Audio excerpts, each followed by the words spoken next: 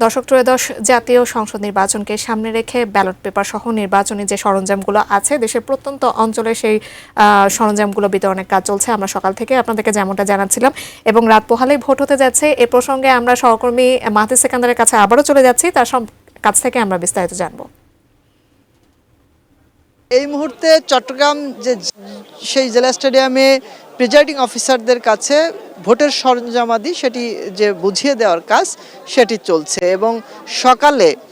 এই জেলা স্টেডিয়ামে 10টার সময় শুরু হওয়ার কথা থাকলেও সেটি কিছুটা বিলম্বে 11টার পরেই আসলে এখানে শুরু হয় এই সরঞ্জামাদি বিতরণ। আমি একটু দেখানোর চেষ্টা করব। গত সংবাদে যেমনটি বলছিলাম চট্টগ্রাম বন্দর স্টেডিয়ামের কথা, সেখানে চট্টগ্রাম 11 আসনের নির্বাচন সরঞ্জামাদি বুঝিয়ে দেওয়ার কাজ চলছিল এবং এর পাশাপাশি চট্টগ্রামের মহানগরের যে অন্তর্গত যে আসনগুলো রয়েছে চট্টগ্রাম 8, 9, 10 সেসব আসন এবং একই সাথে চট্টগ্রাম 4 এবং 5 নং যে সংসদীয় আসন রয়েছে তার অর্ধেক অংশ পড়েছে মহানগরীর মধ্যে। তো সেসব আসনের যে সরঞ্জামাদি সেটি সহকারী রিটার্নিং কর্মকর্তার যে কার্যালয় সেটির আলোকেই এখানে বিভিন্ন বুথ করে রাখা হয়েছে, নিশ্চয়ই দেখতে পাচ্ছেন। সেসব বুথে নির্দিষ্ট করা হয়েছে কোন কোন ভোট কেন্দ্র এবং কোন কোন অঞ্চলের আসলে নির্বাচনী সরঞ্জামাদি কোথা থেকে বিতরণ করা হবে, সেখানে প্রিজাইডিং অফিসাররা আসছেন, তাদেরকে সেগুলো বুঝিয়ে দেওয়া হচ্ছে এবং আইন শৃঙ্খলা রক্ষাকারী বাহিনীর যে সদস্যরা তারা স্টেডিয়াম কেন্দ্রিক যে এলাকা রয়েছে সেখানে উপস্থিতি রয়েছে তাদের, যাতে কোনো বিশৃঙ্খলা না ঘটে। একই সাথে স্টেডিয়ামের অভ্যন্তরে আনসার সদস্য সহ পুলিশের যারা আছেন তাদের এখানে আছেন, তারা এই সহযোগিতা করছেন নির্বাচন সরঞ্জামাদি বুঝিয়ে দেওয়ার জন্য এবং একই সাথে এখানে যারা প্রিজাইডিং অফিসার আছেন তারা ওই আনসারের যারা সদস্য আছেন আনসার বাহিনীর তাদের মাধ্যমেই এটি নির্দিষ্ট যে কেন্দ্র সেই কেন্দ্রে নিয়ে যাওয়ার যে কাজ সেই কাজটি করছেন এবং এখানে যাতে কোনো বিশৃঙ্খলা না ঘটে এবং একই সাথে অবাধ সুষ্ঠু নিরপেক্ষ যে নির্বাচনের প্রক্রিয়া, যে স্বচ্ছতা জবাবদিহিতার যে জায়গায় সেটি নিশ্চিত করার জন্য এখানে মাঠ প্রশাসনের যারা আছেন তারা সর্বাত্মক চেষ্টা করছেন এবং এই সেনা নিবাসের যে সেনাবাহিনীর একটি ক্যাম্প আছে সেটি এই জেলা স্টেডিয়ামের পাশেই এবং সেখানেও আইনশৃঙ্খলা রক্ষার্থে তাদেরও সতর্ক যে নজরদারি সেটি আমরা দেখেছি এবং নির্বাচনের যেহেতু প্রচারণা শেষ হয়েছে গতকাল সকাল 7টা নাগাদ, তারপরে আসলে নির্বাচনী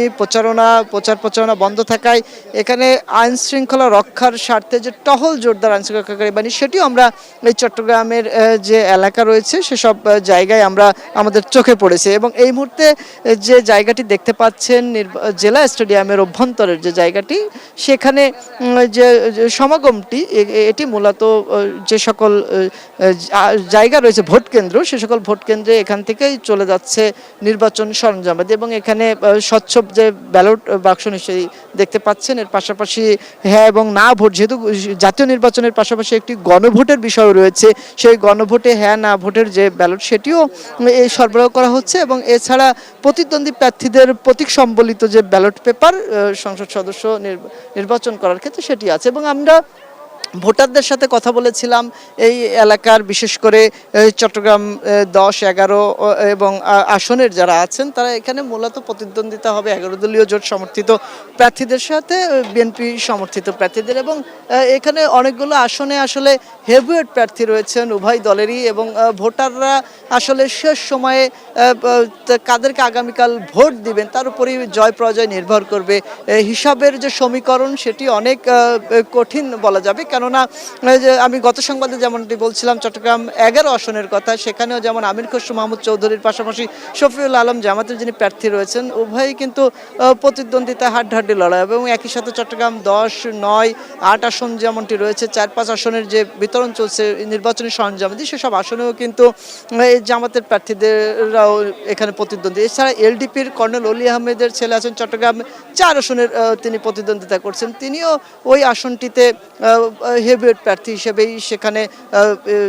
কঠিন লড়াইয়ে ফেলবেন বিএনপি সমর্থিত প্রার্থীকে। তো এই সব কিছু মিলিয়ে কিন্তু চট্টগ্রামের যে নির্বাচনী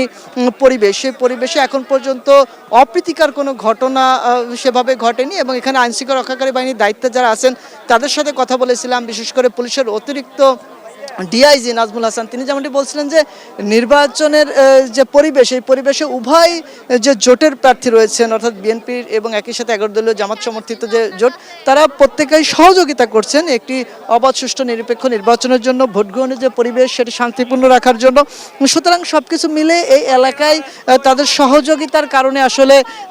একটি অবাধ সুষ্ঠু নিরপেক্ষ নির্বাচন আগামীকাল সম্ভব হবে এমন প্রত্যাশা তাদের আছে এবং ভোটাররাও মুখিয়ে আছেন আগামীকাল তাদের